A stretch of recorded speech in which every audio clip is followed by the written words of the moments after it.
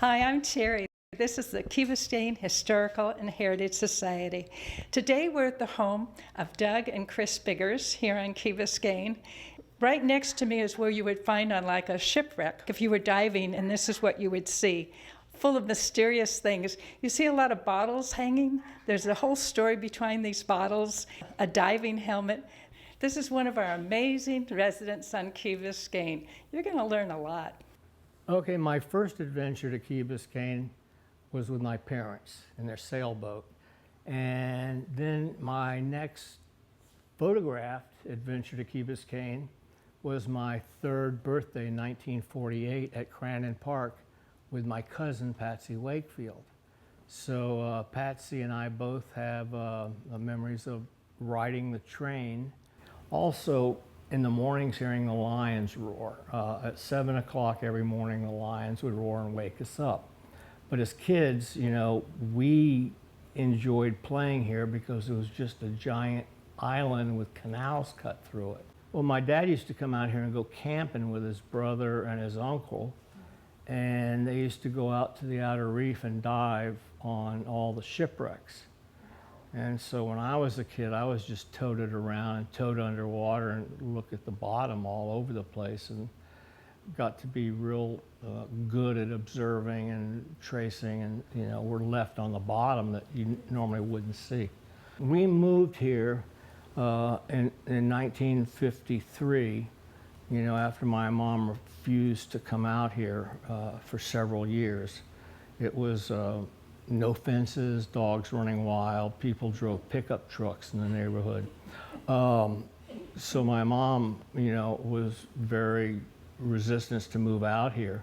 We lived right on McIntyre Road, and one end of the road was a school, and the other end of the road was the beach where, you know, the little harbor there. At sand beach with our boats and stuff. So my mom used to stand on the side of the road and make sure I got all the way to school. Once you know, you went through the patrol there, you were caught for the day. Went to Silver Bluff when I first moved here. Well, how'd you kids No, get we to had a school? bus that picked us up and drove us off of the Key. It stopped right at McIntyre and Allendale, so my mother could watch me get on the school bus. The first 2 years, I had to do occasional school bus rides into town, because they were just developing this. And then, like within months, we had wood portables. I think there was about 40 kids in my class, one classroom. Yeah, up to sixth graders. So it was like a one-room schoolhouse. Right, right, basically. Right outside our door there was a bit of a farm, you know, where they raised tomatoes and cucumbers, and we never saw anything wrong with one classroom and 40 people in it of all different ages, just the way it was. Teacher or the Oh, Mrs. Fawcett. I'll never forget her. Man. Yeah, I was second grader then. Third grade, that was the next year. Jan Coster. She was great. I mean, she was a teacher. You had one teacher all day long, and everybody that went to that classroom was in that classroom. Only one building. And then Sinclair came in and was a real teacher and brought, you know, real substance to teaching. I know my mom and the lady across the street made shirts for us, sewed them. Cool. You know, which was cool. We could have surfer shirts, all types of Hawaiian stuff my uncle would bring back from, you know, flying for Pan Am. And, you know, it was just slower and more fun, you know. That's when we went to Gables High School, and all the little yuppies would pick on us.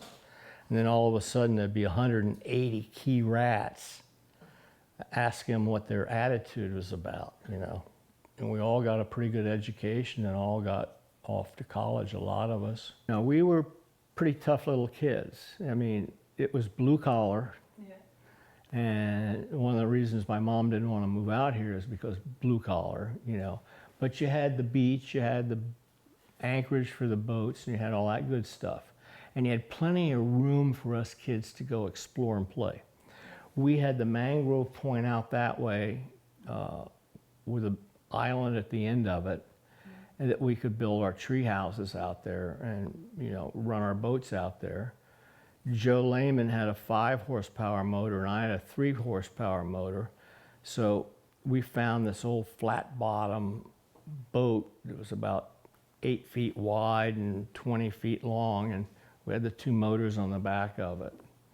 And Joe ran his and I ran mine, and we'd run down to camp at Soldiers Key and down to Elliott Key as quite kids. a distance for a little kid. That's a long way. Oh yeah. But I always knew where I was going, and I always knew that my dad knew where I would be. Before I could have an outboard motor, I had to be able to swim a mile. Or this was. This is my dad's rule. He says, if you can't swim a mile, you don't need a motor. We did things differently. You had to be able to take care of yourself. Dad helped start the Cub Scouts, Boy Scouts, Eagle Scouts.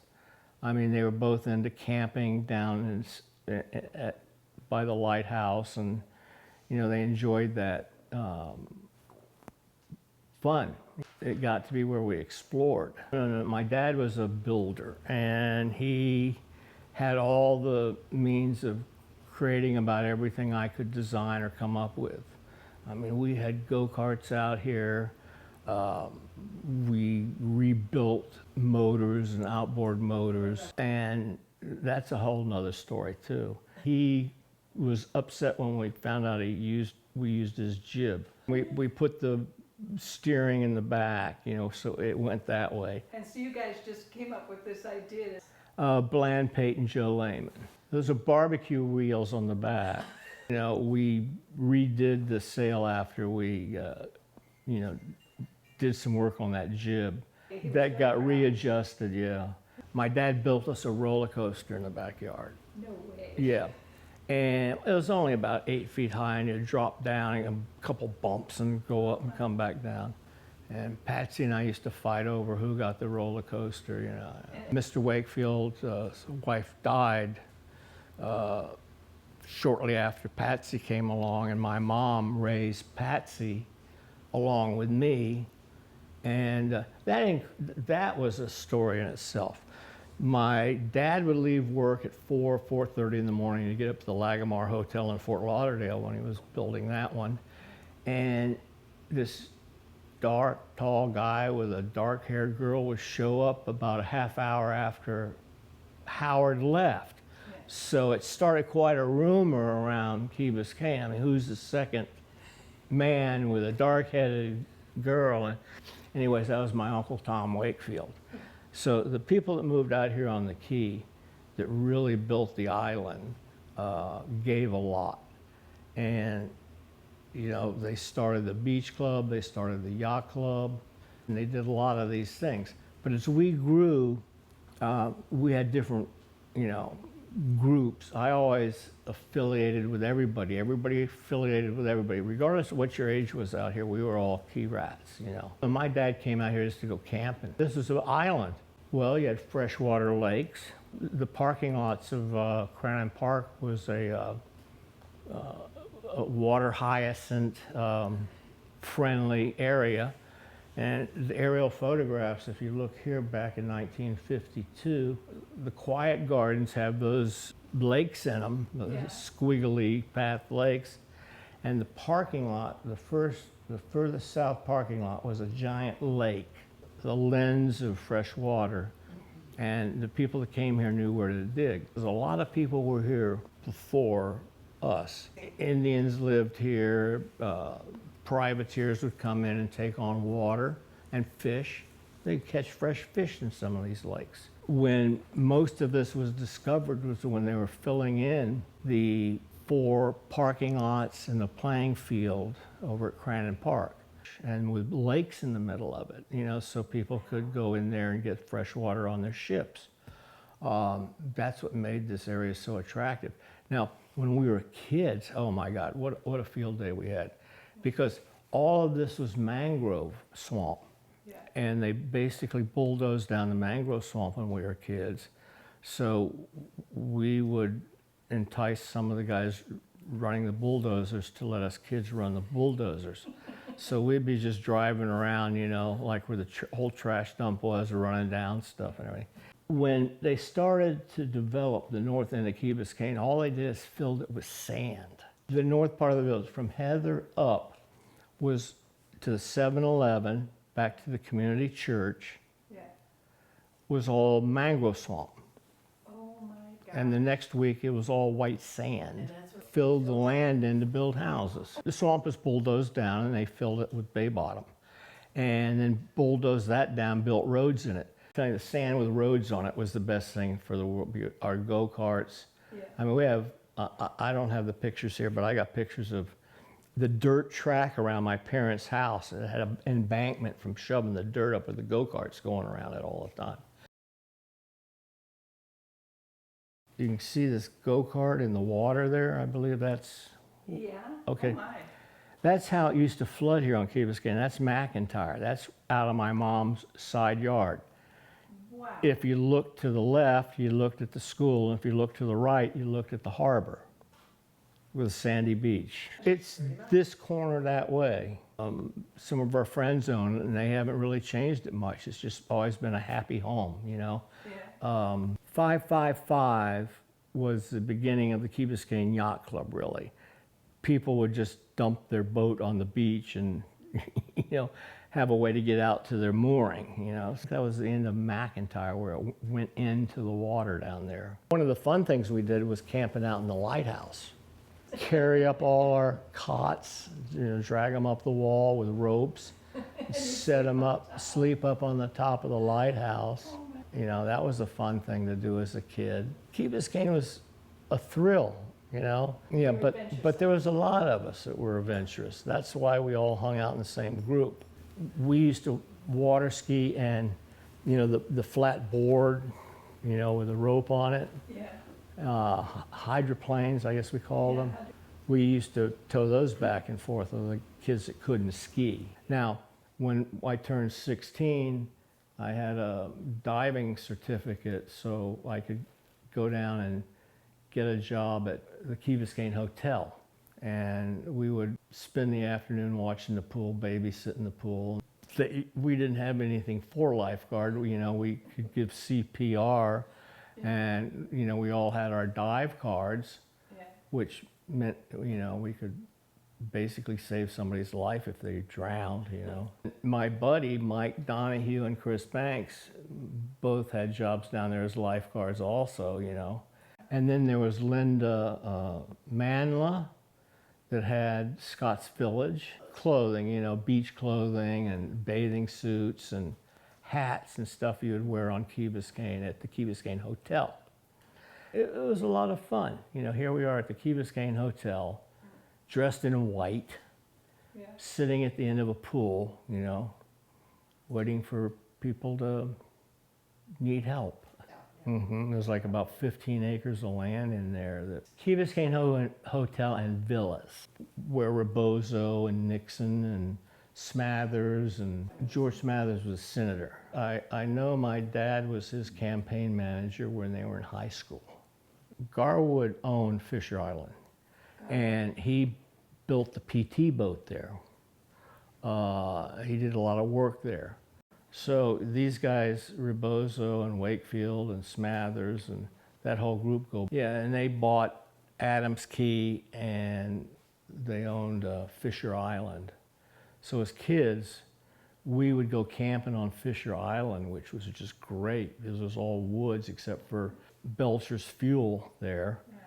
And I went to high school with Julie Belcher. I knew them, they knew me. And we'd camp on the island, and our caretaker was mutual between us and the oil factory there. We had our tents, and we had our campground, and we had our barbecue grills. Adams Key was a 64-acre island on the cut. One island down from us was the Vanderbilt house and boat dock, and I mean, it was really fancy. Belcher Oil ran their fuel sales off of that island. Amazing. And at the other end was like a hotel housing for the people that came off of ships that they didn't know what they had. They put them in that building. You know, we all had Stiltsville type mangrove swamp tree houses. Yeah, out here on West Point. By the yacht club way out there. They were built up off the ground. So you could put your tent up and it'd stay dry, and also the no-see-ums wouldn't get you so bad. Oh yeah, I could walk along the screen in my mom's back patio and draw my hand down the screen and make a snowball of mosquitoes. You got used to going out in the sun or going into the wind, or whatever you needed to do to shake them away from you. But basically, when we went camping, as long as we built up off the ground, we had plywood deck out there, and we'd set our tent up on the plywood deck. I was telling you, as a kid, we were afraid to go by this house because Betty Peters had the dog, Corky. And Corky would get the left side of your left leg as you went by on a bicycle and try to eat you. Mrs. Korngold and then Betty Peters, they would get mad because the dog would tear through the screen to come eat us kids. And so, it was pretty funny. Then one day she came to me and said, "Doug, I'm moving up to my relatives, and, I want you to have this home. My husband and I have been the only people that lived here, and it's a happy home. Wow. And here's what I need." And I said, "Okay." Well, I collected snakes for the serpentarium. Yeah, Haas, Dr. Haas. They paid us for the snakes. A water moccasin was $5. That was a lot of money. Where did you catch these snakes? Right here in the mangroves. I knew that. Mangrove swamps, yeah. Did someone teach you how to catch snakes? Yeah, don't get bit. Normally those water moccasins would turn around and be very aggressive towards you. So you just put a loop around their neck on a stick and pull it and put it in a bag and let the thing go, and bang, go. You close the bag and you go get $5 for the snake. They would drive us to the serpentarium and Dr. Haas, and he would tell us how this venom was exactly the same as when you injected this venom into somebody as multiple sclerosis effect. So this venom had the same thing as something else. So what he did is he made venoms for these research hospitals. And it was really cool to watch. I mean, I'm 15 years old, 14, 15 years old, selling this guy snakes, That had to be totally cool. Yeah, and then poisonous snakes, not just snakes. Oh yeah, he would milk them, and the milk was used to test what it did to your body first, I'm just a little punk listening to Dr. Haas teaching us about what venoms mimic certain diseases. But the disease takes you a year to get it. The venom is bango. So they can look at all the body changes and make something that will fix them. I was making $5 a snake, And my mom was a little nervous about it. Conch was so plentiful, and it wasn't until the 60s that the conch was denuded. Too many conch were just taken, never used. They were just left up to cook on the bulkheads, We used to eat conch, and I used to sell lobster. One of my nicknames was Doug the Bug, because we'd go out and catch lobster. As kids, we could go right out there and catch lobster and conch. And every maid and every yard man knew to come by our house around 5 o'clock on the afternoons to get, a quarter a piece for a lobster, Well, the stone crabs were harder to catch because you had to have a trap and all that stuff. Lobsters, you just hang out in the rocks. They hang out and you catch them. We never took more than a dozen or so, because our ice chest would hold that many, and we'd bring them home and people would come by and buy them, quarter a piece. Man, I made $1. I could put 5 gallons of gas in my go-kart. Every afternoon, the boats would come in with fish on them, and there was always 1 or 2 extra fish, for us. Yeah. And we'd give them some lobster. So, I mean, it worked out. Out here, we all hung together because it took so many people to do anything, to accomplish anything, If you wanted to build a fort in the woods, you had to carry a lot of junk into the woods, Group I was with, or the gang of kids I was with, some of them were 18 years old. Some of them had their own cars. So, us as a kid, had different choices. No, I was more enterprising than most kids because I always had the ability to do what I perceived, my little inventions and stuff I made for diving. And one of them was, when we were kids, there were no dive tanks, unless you were in the military and you had all this fancy stuff. So we had a hardware store down here. And I took a couple of my dad's CO2 tanks and bled them down. They're 1,800-pound tanks. And I spent some time with Mr. Shambaugh, Ray Shambaugh, making special connectors that would go from a tank to the regulator mount, so I could put a regulator on this tank and go underwater and breathe air. Klein, Jordan Klein, is the person that trained me and signed me off. Were there a lot of divers those days? Were a lot of kids going into diving? No, nobody even knew about it. So I taught Mike Donahue and Chris Banks how to dive, and we would tow. And what's so cool about it is you can tow on the surface and out of your snorkel, and then when you wanted to dive, you could breathe out of the regulator and go down and see something, and if it was nothing, you just went back up and put your snorkel on.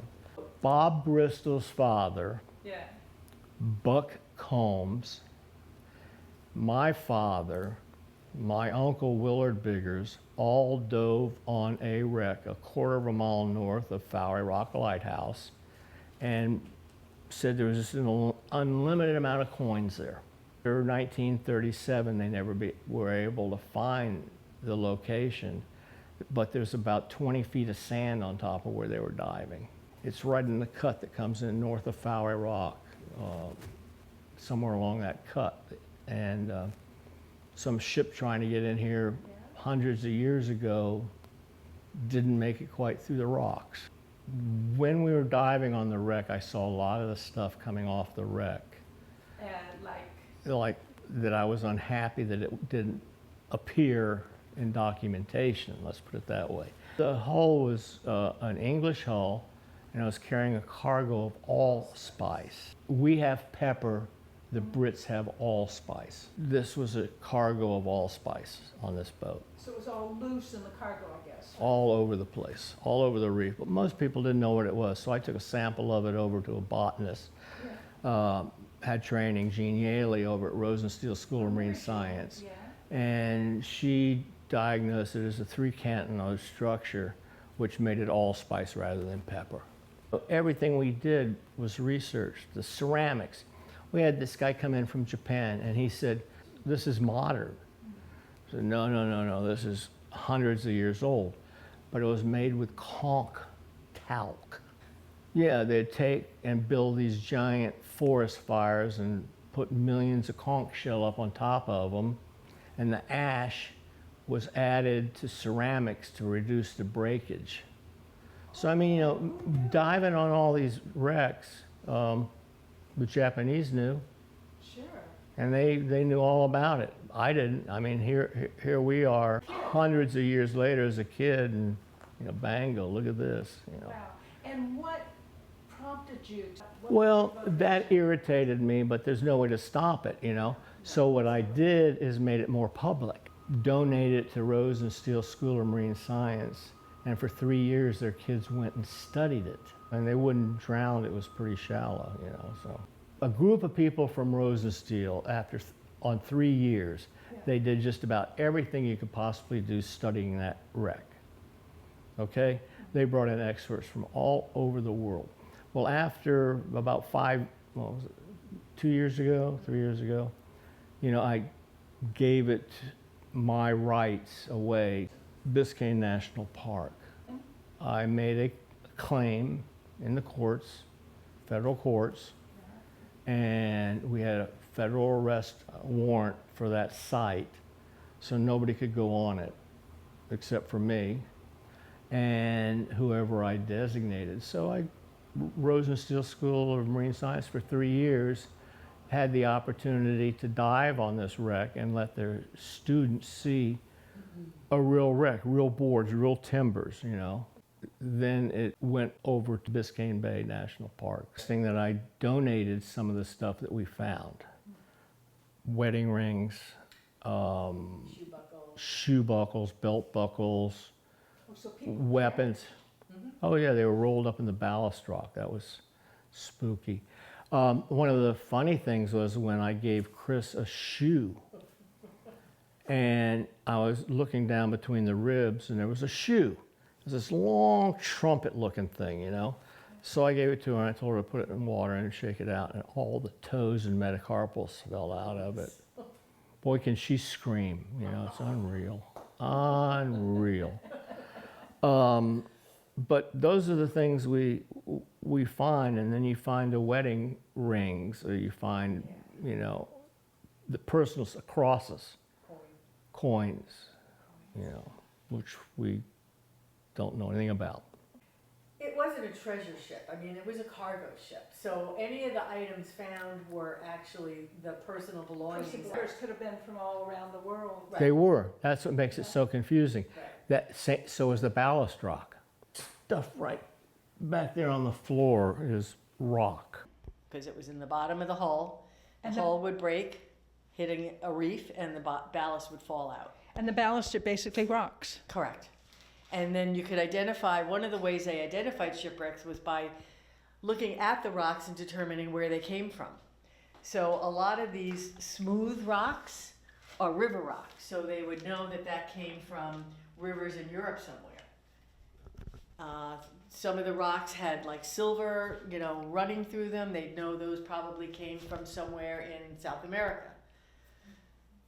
So they were able to identify location of the ship originating based on what was what the ballast rock looked like. And they put that in the bottom of the ship to hold the masts up for weight.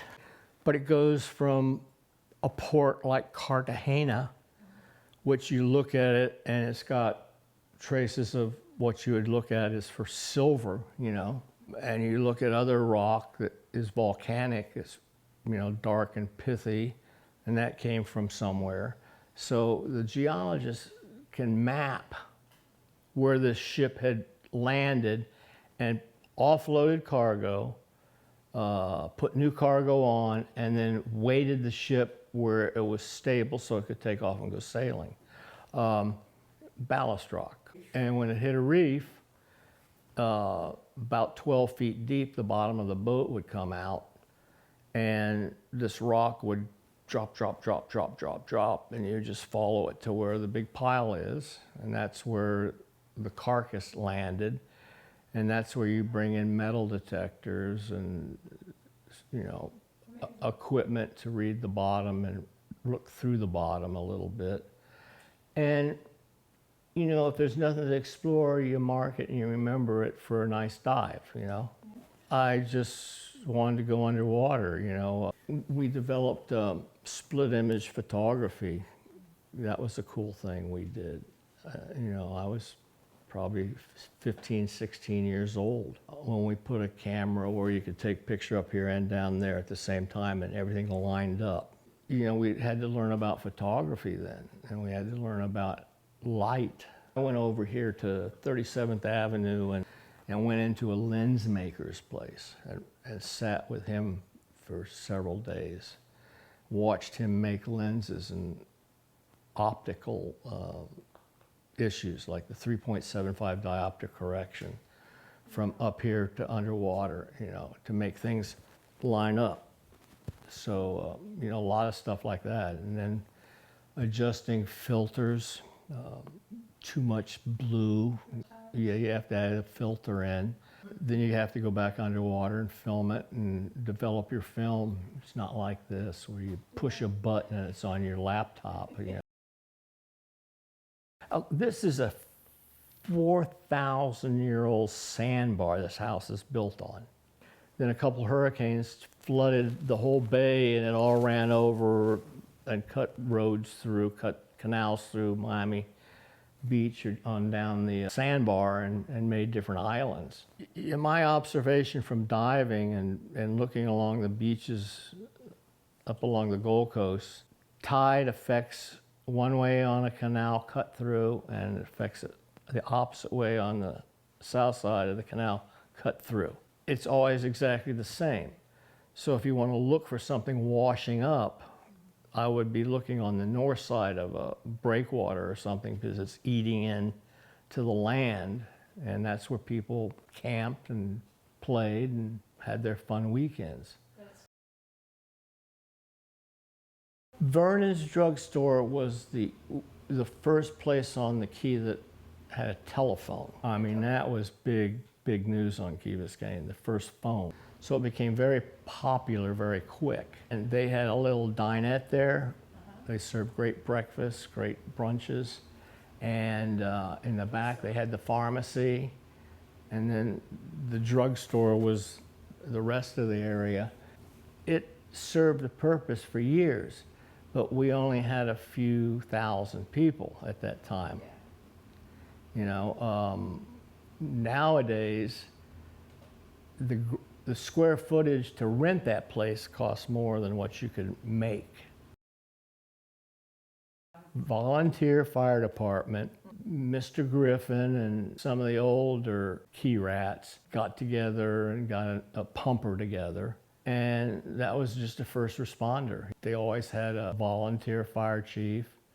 You know, Ron Herbal was one of the guys. I believe he was very active in the fire department for years. They were just regular people doing their jobs. If they got a call, then they went in. Keyhole was us. It was a local, you know, brewery for, you know, kids, adults, people coming up the line, place to go dance, you know, and they had sandwiches there. And we got to know all of them over years, you know. Yeah, Judy Romer lived out here all her life, just about. And she was a bartender over there? Yes, she was. The sandbar was at the end of the old motel there. Yeah, Silver Sands. Silver Sands Motel, right on the beach. And it was great because they had food and they had, you know, beer and everything else. Yeah. That was a bar upstairs on the roof. That was part of the Silver Sands. It was the end of the Silver Sands Motel as it hit the beach. It was involved in the hurricane, and after that they did not rebuild it. They abandoned it, and the motel was pretty much let go. It's just in a sad state of condition now. I mean, half of it's torn down. The hardware store, Ray Shamball, was great. Jim Tainer would go down there and borrow tools. I would. Jim Tainer always wanted to see what I was doing when I came ashore, you know. He was real interested in all the stuff we were finding. And that's where I did my valves and custom fitting from a CO2 tank to a dive tank that would hold a regulator. So, but this is when the only thing you had was a K valve. So it goes back a ways, you know. The K valve's what's made scuba diving. There you go. You know, it had air safety valve on it, so you put the valve up and at 500 pounds, you could turn it on, you had another 500 pounds of air. J.B. Marsh across the street was an Eastern pilot, and his son and I used to go down diving in the harbor here and pull up these bandoliers of 50 caliber bullets and take them over and pry the thing apart and get the gunpowder out of them. But they filmed that movie. They were expendable here in the harbor. Yeah. You know, John Wayne and that group of guys, when they were finished filming, they just threw everything overboard that they didn't need. But you can see their PT boat coming across the water by the lighthouse when you look at the movie, and you see him going down Pines Canal to the house at the end of Pines Canal with PT boats. Probably 20 years ago was the last time I dove on one of the boats. It was right off the Nun Markets, off of Key Biscayne, and it was the whole PT boat sitting on the bottom. Wow. It was pretty cool, you know. It was funny when I went up to Cloudland, Georgia. Our summer house was in Cloudland. I get there and find out it's an all-girls school, and there's like so many thousand students and 15 guys, and it was Shorter College in Rome, Georgia. Thing about Shorter College, it was 40 miles from our summer house up in the mountains, so it was an interesting period of my life. We had a small plane.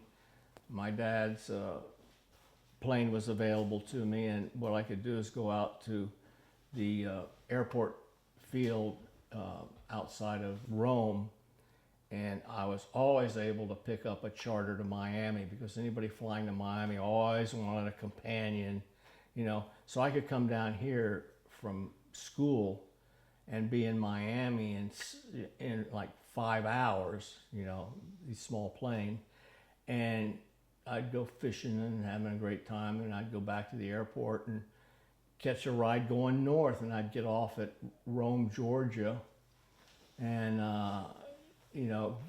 hitchhike a ride over to the college where I had kept my car, and that was a fun thing to be able to do.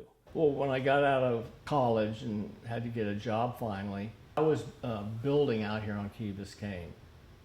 I'd hired some electricians, and they were both firefighters from the city of Coral Gables. Just nice people. And they said one day, come down and take the test for a firefighter. So I went down there and I became a firefighter.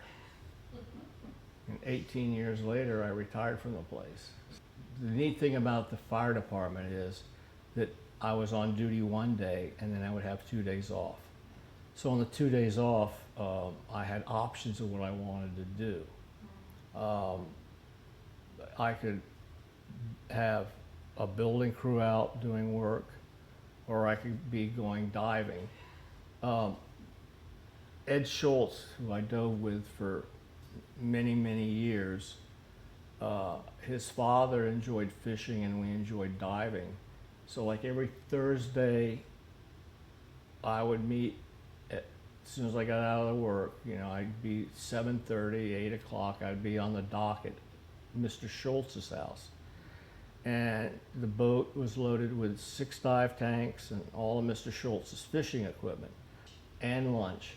So Eddie and I would go diving in the morning and, have 3 tanks so we could dive, and drag a lot. And then Mr. Schultz would fish all the way home in the afternoon. So we had this 20-year-long relationship where it was just wonderful to dive. We'd come home, wash the tanks out, put them in Mr. Schultz's car, and when we came back the next Thursday, they'd all be filled, sitting on the boat, ready to go, And so Eddie and I found lots and lots of, wrecks that were claimed, but no one ever found them. If a wreck is claimed, how can you do a claim and not find a wreck? Sea timbers. Oh, so they think something's there. They think something's there, so, they sort of block it from you going exploring. But Eddie and I dove and found lots of neat things to dive on, and, he just made a very neat video with some of the old divers that we used to dive with in Bermuda, Teddy Tucker and Harry Cox, and looking at their treasures. When I got these salt urns, I gave one to Ivor Huell Nose up in Virginia, a ceramics guy, and I gave one to Teddy Tucker, one to Harry Cox, one to Bill Gillies, one to Ed Schultz, and this is for exchange of stuff. When we first started to be able to preserve stuff, you needed salt. You salted your fish, you salted your pork. Without salt, society would have never grown. There was no way to preserve food. So the Dutch, the VOC from 1602 to 1802, controlled the salt. And that was one of their commodities, the VOC, Dutch Trading Corporation. That was the salt that preserved our fish, our pork, every piece of meat that was preserved in salt was produced by the Dutch. VOC, Dutch Trading Corporation, controlled the 7 seas. You know, these are things that you find and nobody else has them. They were all destroyed. The Dutch didn't want anybody to know what had occurred. And did you know what you were looking at when you found them? I'd never seen one before. You knew they were special. Oh yeah, oh yeah, yeah. So these are spikes from the old ships that held the ship sides together. They were like nails. This is what they had. These were the nails. I mean, remember the wood on a ship was super thick, so they needed a spike to hold it together. Carbonated water, aerated water from Dublin. All of these bottles, these rounded, these are shot glass bottles. They actually have a little shot in it, so you would only get a little shot. Yeah, but there's a marble. I call these marble bottles. It's pinched, right? So this held the pressure in. So you'd pour out your shot or your little sip, and then the marble would plug it up again so it wouldn't get flat. It was aerated water. It was like Perrier. And see, this one actually says Cochrane, Dublin. So these were all from Ireland. And the sailors would have these bottles. Mm-hmm. And these are perfume and medicine bottles over here. The way they would designate. The bottle was a different color. They knew it was a poison or something. Yeah, these guys. They're real heavy, they're real thick walled. And what is this? Mercury. They held mercury. Well, they put mercury in that. Yeah. Oh, because mercury is very dangerous Yeah. too.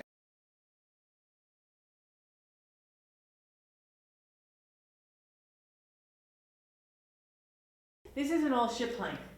Yeah, so this is an old plank off of a ship. And all of those were used for serving. They had wood barrels, and they'd fill up one of these glass bottles and give it to you at the table. It could be water out of a keg, it could be wine out of a keg, it could be beer out of a keg. You know, that was used to take to the table. And look at this first map. Yeah. If you look at the very bottom of it, Yeah. see all those hash marks? Embedded in those hash marks, Gwendolyn Hutchison, the curator of the British Maritime Museum, came to me and said, Dougie, I think this may be an island off of the colony. When they started to fill in Crandon Park, the swampy area towards the water, they started to dig into an old wreck there, which was filled with china. That gray and blue Chinese ceramics. Wow. And they stopped the filling of the Crandon Park parking lots Yeah. till they discovered that that was a wreck of insignificance. It was just a giant cargo of ceramics. And they just drag-lined that and dumped it into the parking lots. According to Doug, it's because of the china On that the was beach. actually found You're right. in the water that was used to fill in Crandon Park. If you look at the north, south, east, west, the Yes, artist I that drew that map, why did he rotate that 100 to 150 degrees? Well, you find 3 trees on the big hill. You go from the center of the triangle 150 degrees, 52 feet, and you dig down, and you're right in the circle of a big mound of rock. I mean, boulders the size of this chair carried back into the swamp. The hills are both made of sand, beach sand. So it took a lot of people, a bucket at a time, to make these 2 mountains back in the mangrove swamps, probably to camp out on, you know, get them up high. but one was a hill, a big hill, and it had 3 stumps on it. And the direction of those stumps and the direction that really is wrong north and 52 feet is right in the center of this thing of rocks on this small hill. There's an aerial photograph of Key Biscayne. And that photograph is talking about everything that I'm talking about on those. Those are just 300 years old. That is an aerial that was done by the U.S. military, and there's the date on it, 1945, is it, Chris? 6/9/45.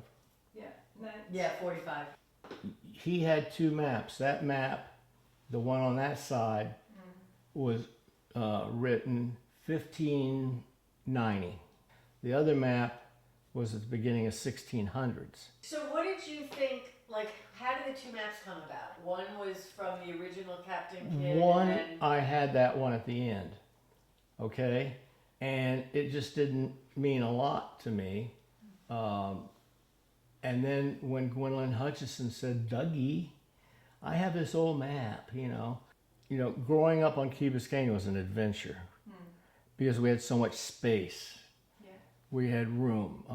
And then my buddies like Joe Lehman and this group that we had together just made it great because we could all do stuff.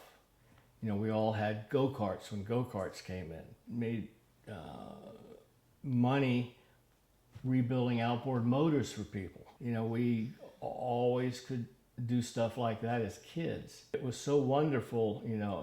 My first outboard motor was a 3 horsepower motor. And it took me, Marilee Bothwell, and Joe Lehman to pick it up with an oar and put an oar through it and roped it and carried it. Those are the adventures that, just go on and on and on and on. The children today have similar adventures, only a little different because we're in the No. They sit in front of a computer and pretend. Everything was new. Everything could be applied to something else. It was all interconnected. Being raised in an environment like this was just incredible. There was no way to match it. I see some of the kids live in rural areas up, where the mountain streams come down and stuff like that. And, I built the waterfalls. I helped my grandpa make a undershoot water wheel, to run a generator, to run the electric in his house, charge his batteries. It was like everything we did was an adventure. My dad had a little airplane, and if I could get fuel for it, we'd go flying, But that was always an adventure. You were kind of like a pioneer of sorts. Oh, every one of us was, though. Yeah. My buddy Joe Lehman, who we just built things together, learned to weld together, and it was great because I think you and all these other people paved the way for Key Biscayne. Oh yeah, absolutely, because now Key Biscayne is flipped to the rich. Chris, you're a diver also? Oh, yes. Wonderful. Yeah, so we were in Bermuda, and I hand fanned and found one of these bottles. I'm not sure which one it is now. But yeah, all of these bottles are very old. And so one of the things I did learn while I was beginning diving is when you see the neck of a bottle sticking out, because that's usually what you would see, you don't pull it by the neck. You have to hand fan, get all the sand away from it, and then extract the bottle from the body. Otherwise it breaks because they are very, very fragile. 1600s? 1500s. Oh my word. Yeah. So you can even see by the way the glass is, it's like a totally different kind of texture. These are all inkwells from different periods of time. Oh, inkwells. Inkwells, right. So you have glass ones, you have clay. So these are definitely pipes that were found in London while he was in London.